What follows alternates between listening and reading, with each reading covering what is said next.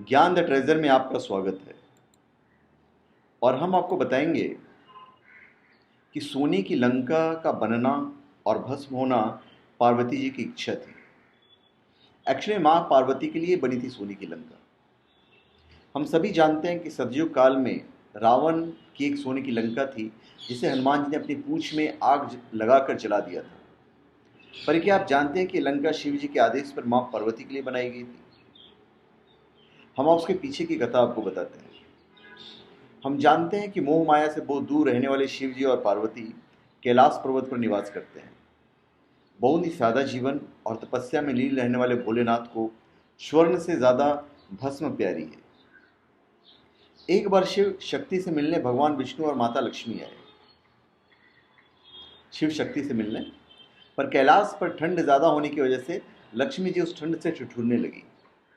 उन्होंने पार्वती से व्यंग में कहा कि आप खुद राजकुमारी होते हुए भी इस तरह का जीवन कैसे व्यतीत कर सकती हैं। जाते जाते उन्होंने पार्वती जी और शिव जी को बैकुंठ आने का न्योता भी दे दिया। कुछ दिनों बाद आमंत्रण पर शिव जी पार्वती जी के साथ बैकुंठ धाम पहुंचे। पार्वती जी उनके वैभव को देखकर चकित रह गई। अब उनकी लालसा बढ़ गई कि उनका भी एक वैभवशाली महल हो। कैलाश पहुंचने पर मां पार्वती शिव जी से हट करने लगी कि उनके लिए भी एक भव्य महल का निर्माण कराया जाए।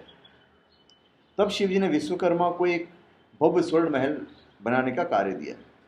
विश्वकर्मा ने आदेशानुसार लंका का स्वर्ण महल बनाया, जो उस समय सबसे भव्य था। पार्वती के निवेदन पर सभी देवी देवताओं और महान ऋषियों को उस जगह आमंत्रित किया गया। विश्रवा नामक महर्षि ने उस नगर की वास्तु प्रतिष्ठा की और दान के रूप में यह महल ही शिव जी से मांग लिया। भोले बाबा ने बस वो नगरी उन्हें दान में दे दी। इस तरह अपने सपने के महल को दान में जाता देख मां पार्वती को क्रोध आ गया और उन्हें विश्रवा को श्राप दे दिया कि एक दिन यह नगरी आग की लपेटों में भस्म हो जाएगी। और वही हुआ।